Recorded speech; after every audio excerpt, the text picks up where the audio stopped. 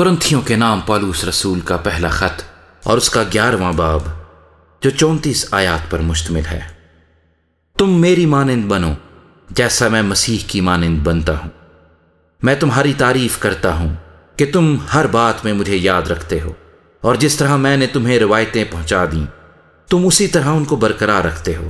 بس میں تمہیں آگاہ کرنا چاہتا ہوں کہ ہر مرد کا سر مسیح اور عورت کا سر مرد اور مسیح کا سر خدا ہے۔ جو مرد سر ڈھنکے ہوئے دعا یا نبوت کرتا ہے وہ اپنے سر کو بے حرمت کرتا ہے، اور جو عورت بے سر ڈھنکے دعا یا نبوت کرتی ہے وہ اپنے سر کو بے حرمت کرتی ہے، کیونکہ وہ سر منڈی کے برابر ہے۔ اگر عورت اوڑھنی نہ اوڑھے تو بال بھی کٹائے۔ اگر عورت کا بال کٹانا یا سر منڈانا شرم کی بات ہے تو اوڑھنی اوڑھے۔ البتہ مرد کو اپنا سر ڈھانکنا نہ چاہیے، کیونکہ وہ خدا کی صورت اور اس کا جلال ہے، مگر عورت مرد کا جلال ہے، اس لیے کہ مرد عورت سے نہیں بلکہ عورت مرد سے ہے، اور مرد عورت کے لیے نہیں بلکہ عورت مرد کے لیے پیدا ہوئی۔ پس فرشتوں کے سبب سے عورت کو چاہیے کہ اپنے سر پر محکوم ہونے کی علامت رکھے۔ تو بھی خداوند میں نہ عورت مرد کے بغیر ہے نہ مرد عورت کے بغیر، کیونکہ جیسے عورت مرد سے ہے ویسے ہی مرد بھی عورت کے وسیلے سے ہے، مگر سب چیزیں خدا کی طرف سے ہیں۔ تم آپ ہی انصاف کرو۔ کیا عورت کا بے سر ڈھنکے خدا سے دعا کرنا مناسب ہے؟ کیا تم کو طبعی طور پر بھی معلوم نہیں کہ اگر مرد لمبے بال رکھے تو اس کی بے حرمتی ہے، اور اگر عورت کے لمبے بال ہوں تو اس کی زینت ہے، کیونکہ بال اسے پردے کے لیے دیے گئے ہیں۔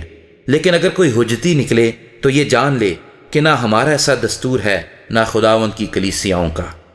لیکن یہ حکم جو دیتا ہوں اس میں تمہاری تعریف نہیں کرتا، اس لیے کہ تمہارے جمع ہونے سے فائدہ نہیں بلکہ نقصان ہوتا ہے، کیونکہ اول تو میں یہ سنتا ہوں کہ جس وقت تمہاری کلیسیا جمع ہوتی ہے تو تم میں تفرقے ہوتے ہیں، اور میں اس کا کسی قدر یقین بھی کرتا ہوں، کیونکہ تم میں بدعتوں کا بھی ہونا ضرور ہے، تاکہ ظاہر ہو جائے کہ تمہیں مقبول کون سا ہے۔ بس جب تم باہم جمع ہوتے ہو تو تمہارا وہ کھانا عشاء ربانی نہیں ہو سکتا، کیونکہ کھانے کے وقت ہر شخص دوسرے سے پہلے اپنا عشاء کھا لیتا ہے، اور کوئی تو بھوکا رہتا ہے اور کسی کو نشہ ہو جاتا ہے۔ کیوں؟ کھانے پینے کے لیے تمہارے گھر نہیں؟ یا خدا کی کلیسیا کو ناچیز جانتے اور جن کے پاس نہیں ان کو شرمندہ کرتے ہو؟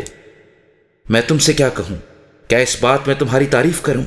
میں تعریف نہیں کرتا، کیونکہ یہ بات مجھے خداوند سے پہنچی اور میں نے تم کو پہنچا دی کہ خداوند یسوع نے جس رات وہ پکڑوایا گیا روٹی لی اور شکر کر کے توڑی اور کہا، یہ میرا بدن ہے جو تمہارے لیے ہے، میری یادگاری کے واسطے یہی کیا کرو۔